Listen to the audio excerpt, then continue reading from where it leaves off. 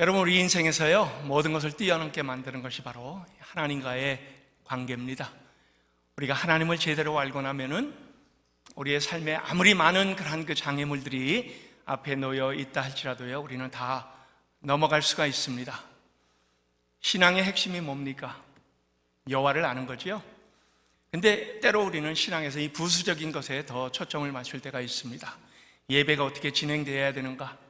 우리 영생교회의 연역은 무엇인가? 그런데 하나님은요, 가장 중요한 너희가 나를 아느냐? 올해 우리 폐허가 그래서 힘써 여호와를 알자입니다. 연초부터 계속해서 저는 이 폐허를 가지고 설교를 했습니다. 우리 그냥 머릿속에 나타나는 하나님이 아니고 성경이 우리에게 알려주는 하나님, 그리고 그 하나님을 만난 우리가 매일매일 우리의 삶에서 체험하는 하나님, 우리에게 힘을 주시고 우리를 이렇게 세워주시고 우리 앞에 어떤 난관이 있다 할지라도요, 넘어가게 하시는 하나님, 그 하나님은요, 우리가 하나님을 알 때 당연히 우리 안에는 분명한 믿음이 생깁니다. 그리고 그 믿음은 하나님을 향한 신뢰로, 그리고 상황이 어떤다 할지라도요, 그 모든 것을 다 뛰어넘게 만들어 줍니다. 힘써 여호와를 알자. 근데 여러분, 우리가 여호와를 아는 것이, 아니면 여호와를 완벽하게 아는 것이 가능합니까? 불가능하죠. 우리의 작은 머리로 이 온 우주를 창조하시고 그 다음에 지금도 지탱해 가시며 통치하시고 뜻대로 이끌어 가시는 하나님을 우리는 담아낼 수가 없습니다. 하나님은 당연히 우리보다 크십니다. 내 생각보다 크십니다. 그리고 하나님은 여전히 하나님의 뜻을 가지고 이 세상을 이끌어 가시고 우리의 삶도 하나님께서 가지신 귀한 뜻으로 여전히 섬세하게 인도해 가십니다. 그래서 우리가 이 경험한 하나님이 전부일 수는 없습니다. 하나님을 완벽하게 알 수 없어도요, 그러나 성경은 우리에게 요구를 합니다. 힘써 여호와를 알아가라.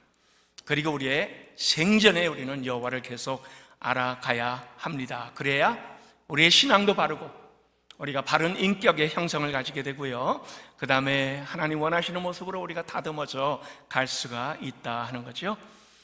저희는 33분의 피택 임직자들을 훈련하는 중에 있습니다. 물론 오늘도 훈련이 있고요, 근데 그 중에서 이 9분의 피택 장로님들은요, 제가 훨씬 더 혹독한 훈련을 하고 있습니다. 그분들과 함께 우리의 신앙의 기초가 무엇인가, 사도신경, 그리고 또 니케아 신조, 웨스트민스터 신앙고백 대소 요리 문답, 이 공부들을 하고 있습니다. 우리가 무엇을 믿고, 그 다음에 우리가 무엇을 신앙으로 고백하고, 그 신앙을 우리가 고백하기까지 역사 속의 어떤 과정을 통해서 이 신앙 고백이 우리에게 주어졌는가. 여러분이 어릴 때는 아마 여러분들이 신앙 고백을 많이 외웠을 거예요. 외워서 남들이 하니까 우리 따라 그냥 하던 것일 수 있습니다. 근데 이제 예수님을 인격적으로 만나고 우리가 믿음 속에 하나님 안에 거하면서요, 우리의 신앙 고백은 무엇이 되어야 됩니까?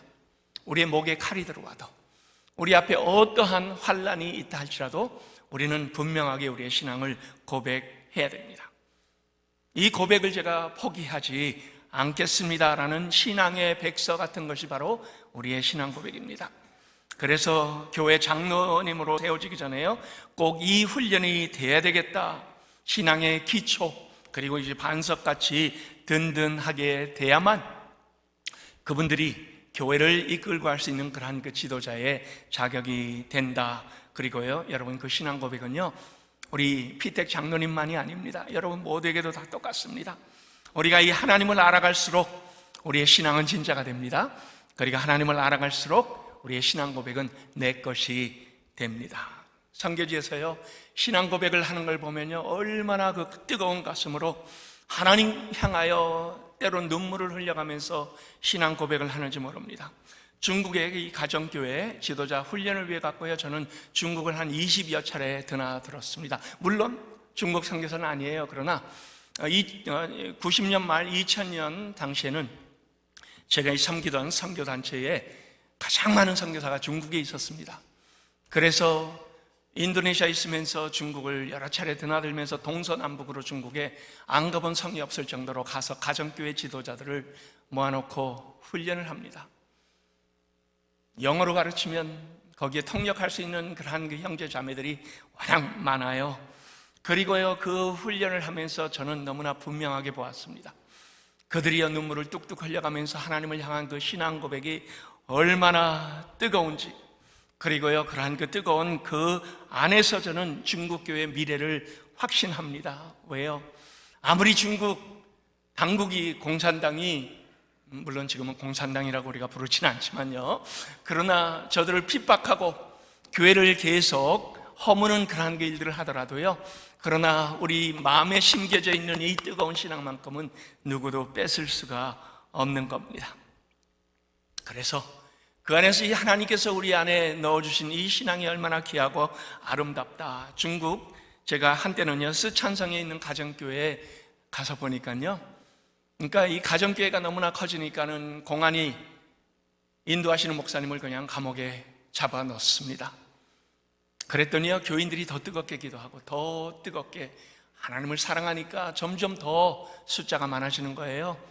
공안이 안 되겠다 싶어갖고 그 목사님을 풀어줬습니다. 이분이 나와서 상황을 보니까요, 그러니까 교회가 자의가 없는 동안에 훨씬 더 커진 겁니다. 다시 공안에게 찾아갔습니다. 저 감옥으로 다시 들어가겠습니다. 공안은 아니에요, 나가 계세요. 다시 들어가겠습니다. 여러분, 이게 신앙입니다. 얼마나 귀한 그 모습들이 이렇게 나타나는지 모릅니다. 네팔 목회자들도요, 가서 우리가 모임들을 가질 때 보면요, 그러면은 이 담대한 신앙 때문에 감옥을 다녀오지 아니한 사람이 없을 정도입니다. 핍박은 일상이에요. 고난은 당연한 겁니다. 그리고 이 세상의 그 무엇과도 우리가 가지고 있는 신앙을 바꿀 수 없다라는 그러한 그 뜨거움이 있습니다. 말레이시아에 무슬림을 향한 그러한 그 사역하시는 분들 중에요, 갑자기 없어지신 분들이 있어요. 생사를 알 수도 없습니다. 6년, 7년 돼도요, 생사할 수 없는, 납치당했지요? 여러분, 근데요, 그렇다고 무슬림 사역이 축소가 됩니까? 전혀 아닙니다. 더 힘을 얻고 있습니다. 예수님을 진정으로 알게 되면요, 우리의 목숨조차도 아깝지 않습니다. 그리고 우리가 살아가는 분명한 이유가 되는 것, 바로 그리스도를 우리가 알기 때문에, 바로 그 복음의 능력을 알기 때문입니다. 그래서 하나님을 위하여 우리는 우리의 삶을 다 던질 수가 있는 겁니다. 성경은 힘써 여호와를 알라라고 요구합니다. 그리고 우리는 하나님과 이 언약적인 관계로 맺어져 있습니다. 하나님의 관계는 하나님을 알면 알수록, 하나님을 섬기면 섬길수록, 그리고 하나님 안에서 우리가 거하면요, 더 풍성하게 하나님 안에서 기쁨이 채워집니다. 그리고 우리를 더 담대하게 만들어냅니다. 그리고 우리의 삶에 분명한 목적을 가지도록 만들어줍니다. 오늘 우리 본문의 스토리를 보니까요, 모세는 아직 이러한 확신이 없었습니다. 하나님께서 이스라엘을 애굽에서 구출하여 내도록 모세를 선택하셨죠. 그리고 그를 불러서 이제 애굽으로 들어가서 내가 너와 함께하리니 이 이야기를 전달하라 라고 했습니다. 모세는 이스라엘 장로들을 다 모았습니다. 그리고 이 하나님의 계획을 그들에게 전달을 했습니다. 그랬더니 이스라엘 장로들은요, 너무 기뻐갖고 그 말을 믿었습니다. 그런데요, 그 다음에 그는 바로 왕 앞에 가서 동일한 얘기를 했습니다. 하나님께서 내 백성을 떠나게 하라라고 했더니요, 어떤 반응이 나오죠?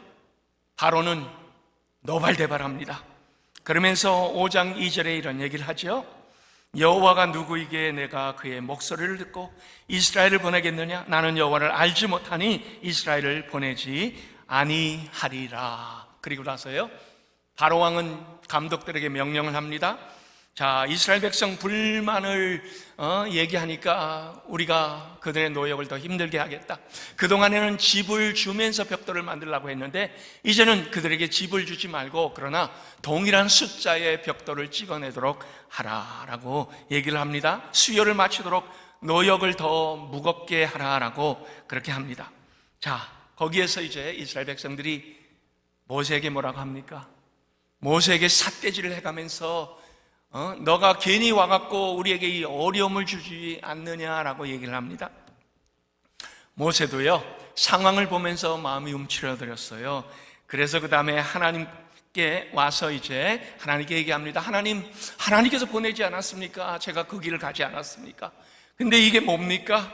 애국까지 갔는데 참담한 실패를 맛보았습니다. 그래, 불만족을 가지고 이제 하나님께 따지러 온 겁니다. 하나님은 근데요, 그 모세에게 교훈을 주십니다. 3000년이 넘은 이 사건이지만요, 저는 하나님께서 모세에게 주시는 이 교훈이 오늘날 하나님은 우리에게도 동일한 교훈을 주신다라고 믿습니다. 왜요? 우리도 비슷한 그러한 그 모습을 여전히 가지고 있기 때문입니다. 그래서 오늘 우리 본문 말씀을 통하여 두 가지의 하나님께서 우리에게 주시는 교훈을 받기를 원합니다. 첫 번째, 패배 의식에서 벗어나라라고 합니다. 하나님께서 모세를 통하여 하나님의 그 능력과 하나님의 성품과 하나님의 계획과 또 하나님께서 뭘 하시는가 하는 그러한 그 너무나 분명한 뜻을 계속 보여주십니다. 하나님이 어떤 분인가를 통하여 그 다음에 무엇을 하시려는가를 증명해 가셨습니다. 그냥 증명해 가신 것이 아니에요. 그냥 말씀만 하신 것이 아닙니다. 하나님은 이 능력을 통하여 그 다음에 다양한 그러한 그 모습들을 통하여 그것을 보여주셨습니다. 그래서 이스라엘 백성이 그런 과정을 통하여 하나님을 알기를 원했고요, 하나님을 또 경험하기를 원했던 겁니다. 자, 근데 이스라엘 백성은 어떻습니까? 하나님을 아는 데는 이들은 전혀 관심이 없습니다. 그들은요, 그냥 현실적인 문제만 해결되기를 바라는 거예요. 눈앞에 놓여 있는 문제가 해결되면 기쁘고, 힘들고 어려운 것 그냥 넘어서면은 그걸로 그들은 만족하는 그러한 그 삶을 살아갔습니다. 근데 여러분, 이게 어디까지 진행이 됩니까? 구약 내내 진행이 되죠. 하나님에 대한 지식이 빈곤합니다. 아니, 하나님에 대해서 알려고 하지 않습니다. 그리고 하나님을 버리고 배도하는 일을 그들은 계속 걷게 됩니다. 얼마나 마음이 쉽게 변하는지요. 조석변이다. 아침과 저녁에 마음이 그냥 변해버립니다.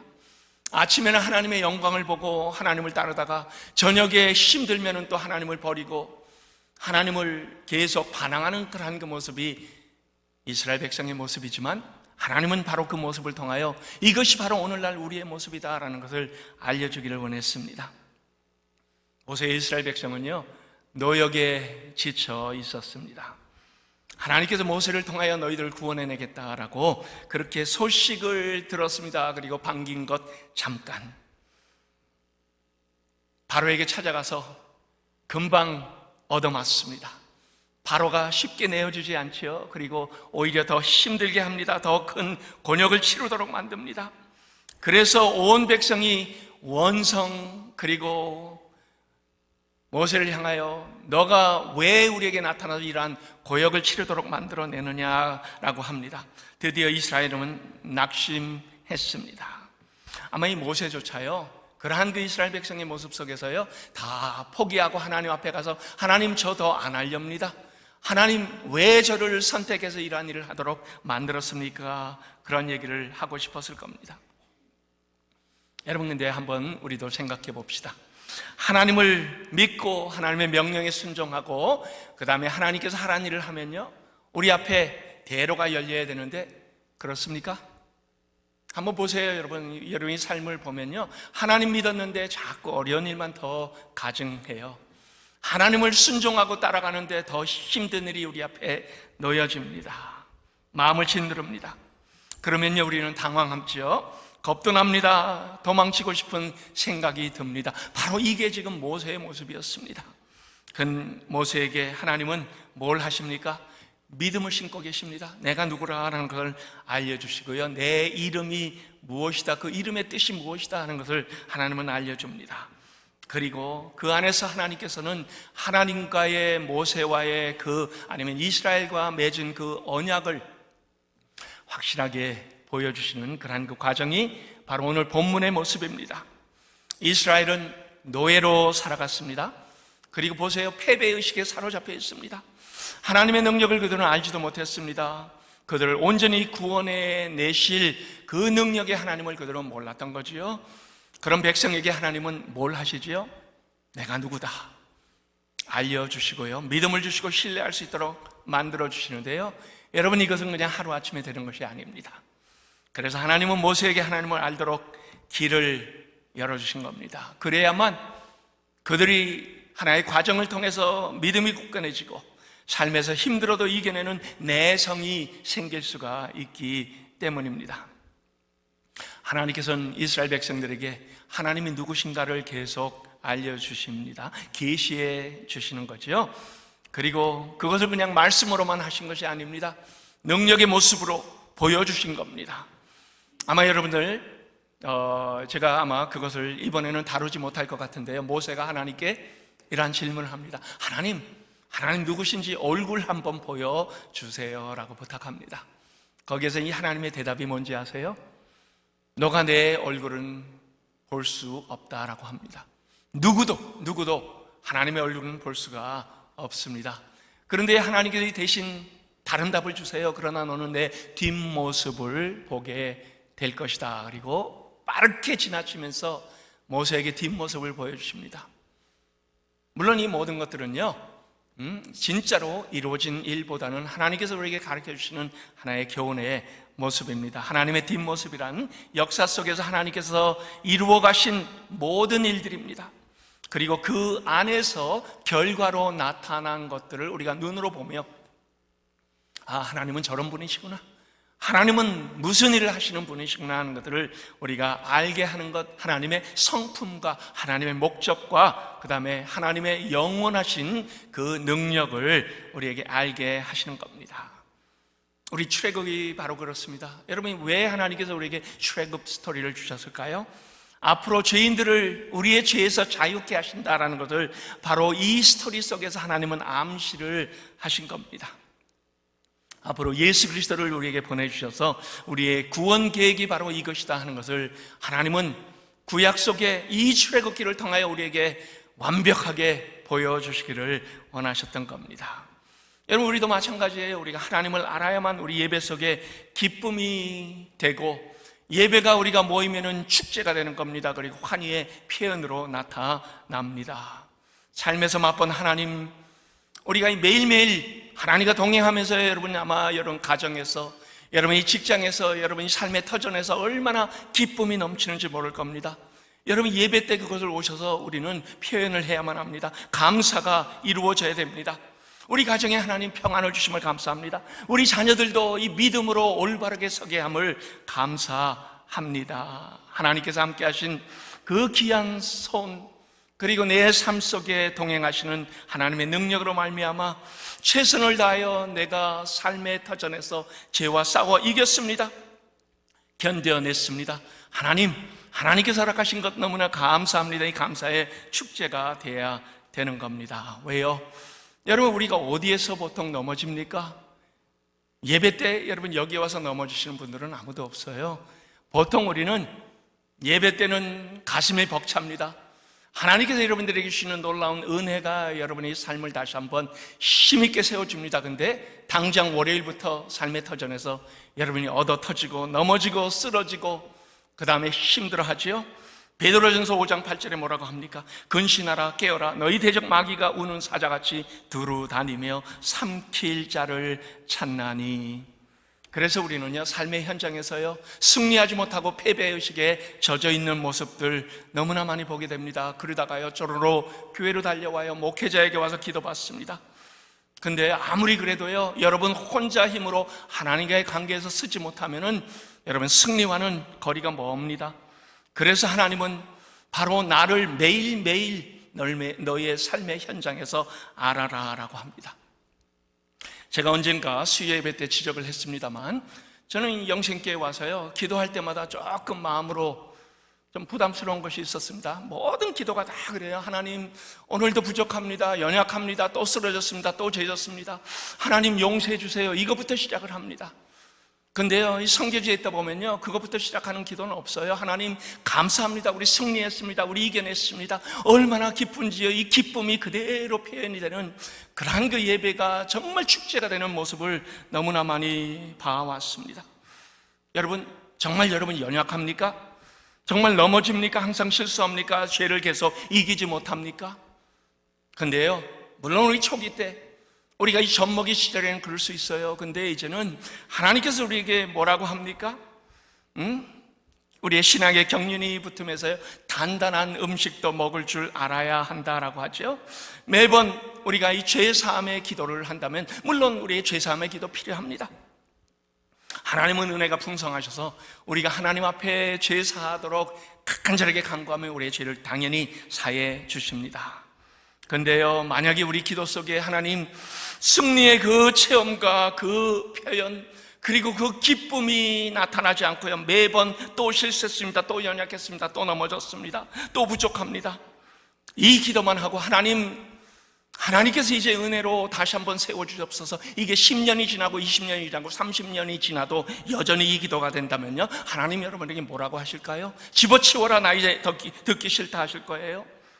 하나님은요, 이스라엘 백성이 이 패배의 의식 속에서 계속 넘어지는 모습을 어떻게 하든지 세워주시려고, 어떻게 하든지 그들을 굳건하게 만들어주시려고 그들에게 다가오신 하나님입니다. 나는 못한다, 나는 할 수 없다, 이 패배의 의식에 젖어 있는 사람들에게 하나님은 꾸준하게 성장을 요구하셨습니다. 이 성숙, 신앙의 성숙은요, 우리 신앙의 아주 중요한 요소입니다. 죄 사함을 받고 용서를 받는 것보다 훨씬 더 하나님께서 우리에게 중요하다고 얘기해 주신 것이 성숙입니다. 근데 여러분, 구약과 달리 신약에 우리에게 주어진 것이 뭡니까? 성령님이에요. 성령님이 뭘 하십니까? 성령님을 우리가 무슨 영이라고 부릅니까? 이 성령님은 온전케 하시는 영입니다. 우리를 세워주고요, 우리에게 힘을 주고, 우리에게 이기도록 하고, 우리에게 잠시 우리가 부족함이 있다 할지라도요, 그러나 순간순간마다 찾아와서 우리를 온전하게 하나님 원하시는 길로 다시 돌아가도록 만들어주시는 바로 이 성령님. 그래서 저는요, 우리 영생교회 예배가 축제가 되어야 한다, 기쁨의 표현이 되어야 한다, 그렇게 얘기를 합니다. 그래야만 여기에서 얻은 힘을 가지고 또 삶의 터전에 나가서 승리하고 성령님의 세밀하신 손길로 이겨내고, 그 다음에 그곳에서 하나님을 증언하는 그러한 그 삶의 예배로 변화가 되는 겁니다. 그런데 여러분, 그렇게 하려면 뭐가 필요합니까? 우리는 매일매일 하나님과의 교제가 필요합니다. 아침에 말씀을 읽고 말씀으로 인하여 힘을 얻고요, 또 하나님과 기도하며 그 기도를 통하여 온전하게 하나님께서 여러분들을 세워주시는 그것을 경험하고, 그 다음에 가게에 나가보세요. 비즈니스 하는 분들 가게에 나가보세요. 난폭한 손님이 와요. 괜찮습니다. 다 이겨낼 수 있습니다. 말을 거칠게 하는 여러분 직장에서의 동료가 있습니까? 괜찮아요. 그들도 다 참아낼 수 있습니다. 거짓말로 위기 모면하는 그러한 여러분 친구들, 동료들, 그러나 우리의 삶에서 그런 사람들에게 아무리 둘러싸여 있다 할지라도요, 우리가 모든 것을 참아내며 웃음으로 대하면서요, 반대로 그들에게 선한 영향력을 행사할 수 있는 사람으로 하나님은 우리를 만들어내기를 원하신 겁니다. 예수님 향기를 내면서 그러면요, 우리는 질 수가 없습니다. 그래서 하나님은요, 매일매일 하나님과 동행하는 그 삶을 통하여 하나님께 드러내는 그 승리가 우리의 삶의 아름다운 하나님께 그 향기로 드러나기를 간절히 바란 거지요. 저는 무슬림에 둘러싸여 있는 성도들이요, 매일의 삶 속에서 아무리 힘들어도요, 그 모든 것 다 이겨내고요, 그 다음에 예배로 오면은 예배가 축제가 됩니다. 기쁨의 표현이 됩니다. 감사가 넘치는 시간이 됩니다. 그리고요, 그 안에 웃음이 가득하며 하나님으로부터 힘을 얻고 다시 또 삶의 현장으로 나가서 하나님의 쓰임받는 도구가 되는 그러한 그 모습을 너무나 많이 보아왔습니다. 그런데 미국의 종교적인 핍박도 없는 곳에서 매일매일 지면서 하나님 또 연약하여 넘어졌습니다, 하나님 또 쓰러졌습니다, 이런 식으로 교회로 저러록 달려온다면 하나님께서 얼마나 답답해 하실까 하는 생각이 들어요. 여러분, 그것은 그냥 명목상 크리스찬입니다.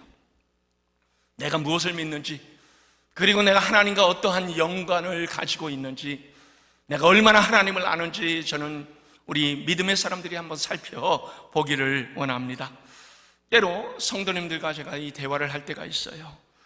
근데요, 어떤 때는 머릿속에 의아해합니다. 이분이 과연 신앙이 있는가? 왜요? 세상 걱정을 너무나 많이 해요. 자녀에 대한 염려로 가득 차 있습니다. 미래에 불안합니다. 그리고 그 과정에서요, 세상이 가는 길과 똑같이 갑니다. 하나님께서 우리를요, 다르게 살도록 부름받았고, 우리는 구별된 자로 부름받았는데요, 세상과 똑같이 살아가면서 똑같이 걱정하고 똑같이 염려하고, 그러면 하나님께서 너 과연 믿음이 있냐? 너 과연 나를 믿냐라고 아마 여러분들에게 다시 한번 반문하실 겁니다. 결코 이것은 믿음이 아닙니다. 세상 위주의 패배의식 속에 사로잡힌 그러한 그 자가 되는 겁니다. 오늘 하나님께서 우리의 삶에 다시 한번 이것을 물어보고 있습니다. 여러분, 하나님을 머리로만 알고 있습니까? 아니면 하나님을 가슴으로 알고 있습니까? 하나님을 그냥 표면적으로 알고 계십니까? 아니면 하나님을 경험적으로 삶 속에서 온전하게 매일매일 동행하는 그러한 그 삶을 살아가고 있습니까? 만약에 여러분이 이 말씀을 읽고요, 단순히 하나님을 개념적으로만 알고 있고 지식을 쌓는 그러한 하나님으로만 알고 있다면요, 그러면은 아마 하나님은 여러분들에게 어떠한 능력의 하나님이 될 수가 없을 겁니다. 그래서 하나님은 힘써 여호와를 알기를 원합니다. 하나님에 대한 산 지식은 우리의 삶 속에서 하나님을 경험할 때만 나타나는 겁니다. 그리고 그 생활 속에 증명되는 이 귀한 하나님을, 그리고 하나님과 동행하는 그 믿음의 귀한 길을 가는 우리 영생의 모든 가족 될 수 있기를 예수 그리스도의 이름으로 축원합니다.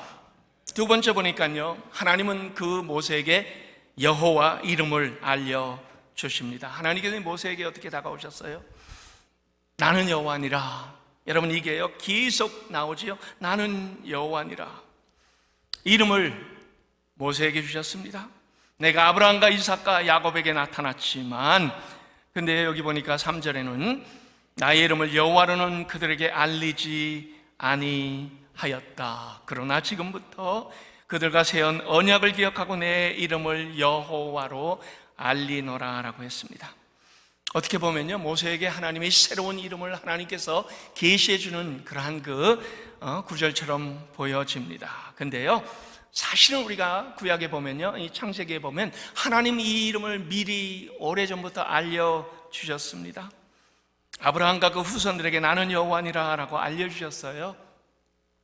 창세기 15장 7절에 보니까 나는 이 땅을 내게 주어 기업을 삼게 하려고 너를 갈대아 우르에서 이끌어낸 여호와니라. 아니, 그 훨씬 이전부터요 여호와의 이름이 불러졌습니다. 창세기 4장 26절 후반절입니다. 그때 사람들이 비로소 여호와의 이름을 불렀더라. 그리고요, 그것만이 아니에요. 창세기에 보니까 100번 넘게 이 이름이 쓰여졌습니다. 여호와의 이름. 그래서 이 출애굽기 6장 3절에 나는 너희들의 조상에게는 이 이름으로 알리지 아니하였다라는 말은요, 이 이름이 그동안 사용되지 아니하였다라는 의미는 전혀 아는 것이 분명합니다. 자, 그러면 하나님께서 무슨 의미로 이 말씀을 지금 모세에게 하고 계시는 것인가? 이제부터 모세가 알아야 될 하나님, 이제부터 이스라엘 백성이 알아야 될 여호와 하나님, 그 하나님은 무슨 일을 하시는 분이신가 하는 것에 집중하라입니다. 그 전까지는요, 여호와 하나님으로 나타났지만 약속만 하신 하나님이십니다. 그런데요, 이제는 하나님께서 약속하신 그 언약을 이루시는 능력을 보여주실 때가 되었다라고 합니다. 그리고 그것을 위해서 하나님께서 어떻게 다가오십니까? 모세야, 앞으로 더 힘든 일이 많이 있을 것이다. 앞으로 어려움이 더 많이 있다 할지라도 너는 마음을 굳건히 하라. 이 예방주사를 하나님 모세에게 주시는 겁니다. 자, 우리 아마 출애굽기를 읽으시면서요, 여러분 중에 이 구절을 의아하게 생각하시는 분들이 많을 거예요. 10가지 재앙 속에요, 바로는 이스라엘 백성을 내어주려고 하다가 그 다음에 또 마음을 완강하게 합니다. 마음을 강팍하게 했다라고 하죠. 그리고 마음을 바꿔버려요.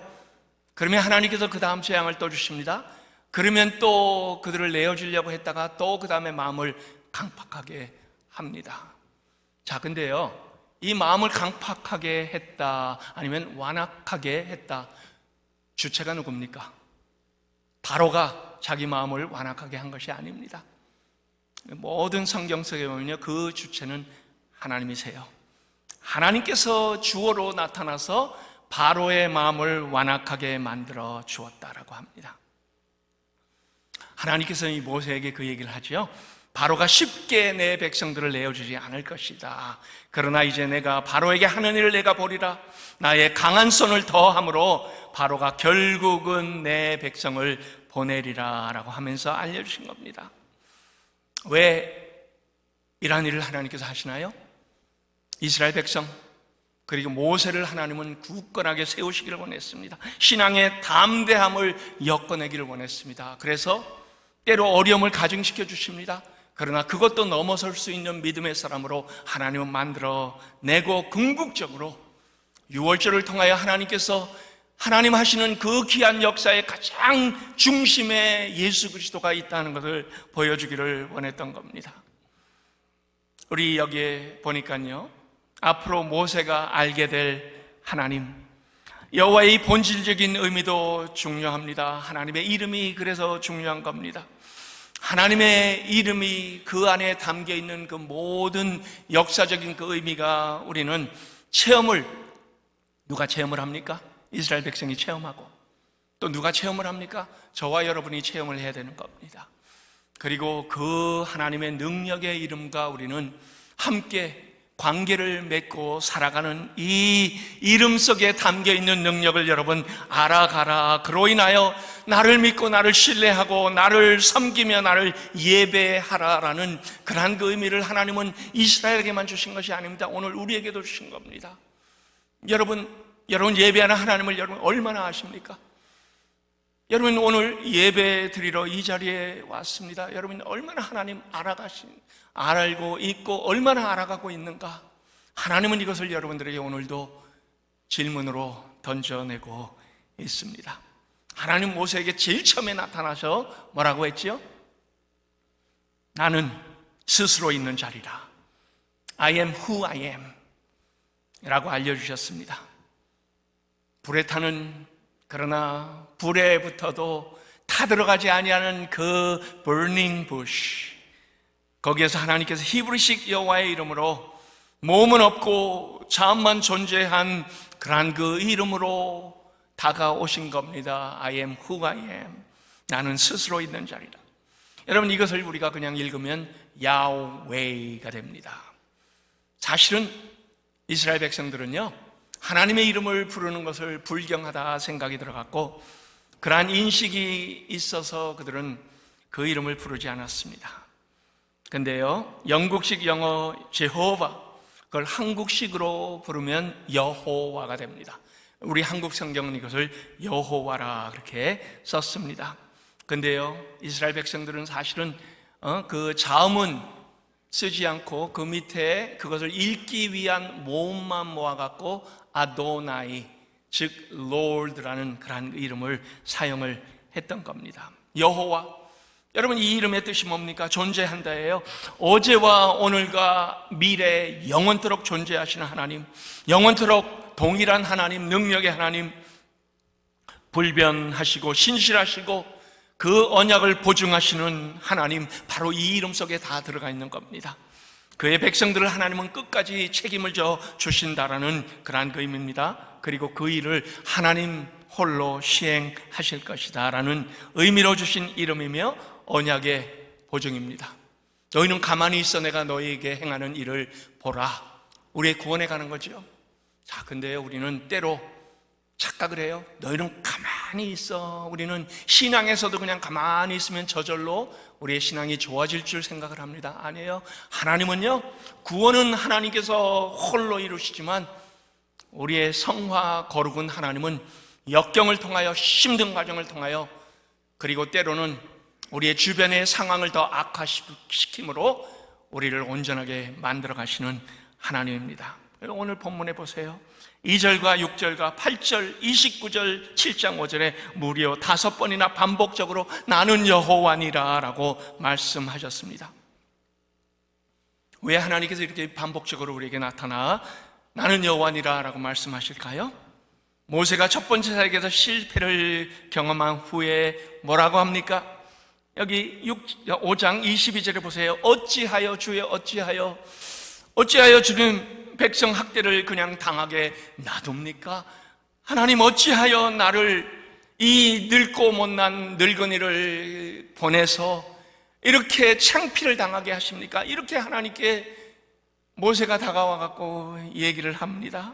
그런데 하나님의 거기에 대한 답이 뭡니까? 6장 1절이에요. 내가 보리라, 그들을 보내리라, 그리고 쫓아내리라. 여기에 보니까요 동사가 나오는데 다 약속형 동사입니다.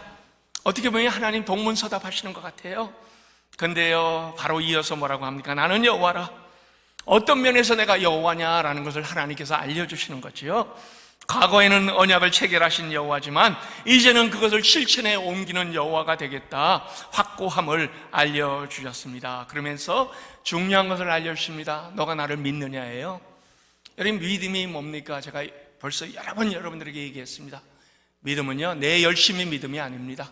믿음은 대상이 있습니다. 우리의 믿음의 대상은 하나님입니다.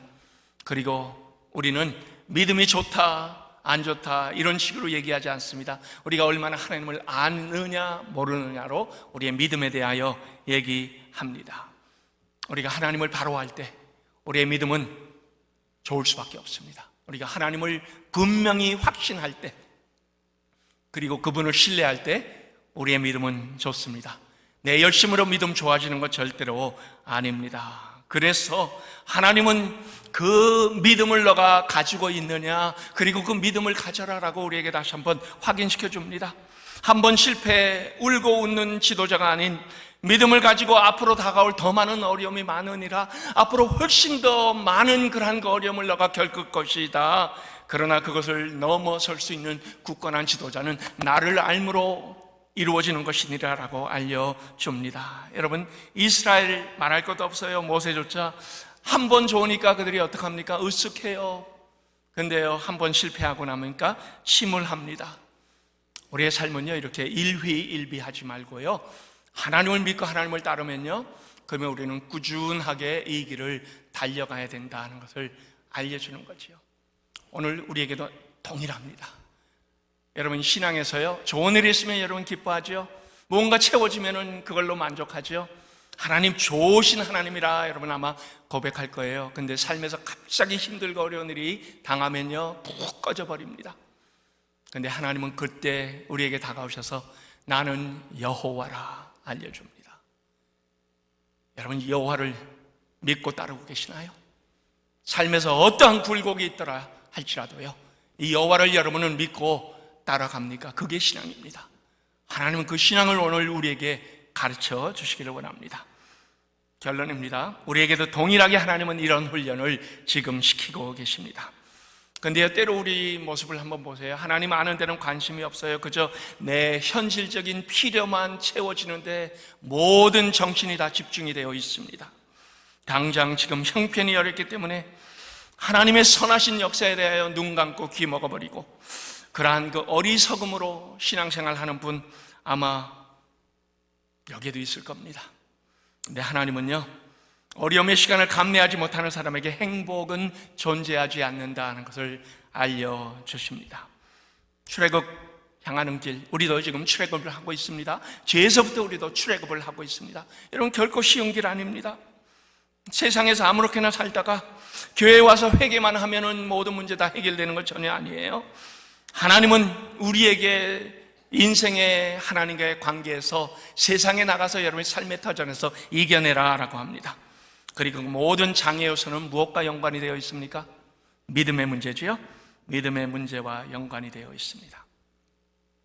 저는 우리 영생교회가요 앞으로 여러분이 삶에서 싸워 이기고 하나님께서 허락하신 영으로 우리가 승리하고 그러한 그 모습을 우리 자녀들이 보면서 아, 저게 신앙이구나, 그냥 말로만 신앙이 아니고 아, 저게 바로 신앙이구나, 매일 기도하는 모습 보여주시고 매일 하나님의 말씀 가까이 하는 모습을 보여주실 때 여러분의 자녀는요 신앙에서 떠날 수가 없습니다. 그렇게 승리하는 우리 영생의 모든 가족 될 수 있기를 예수 그리스도의 이름으로 축원합니다.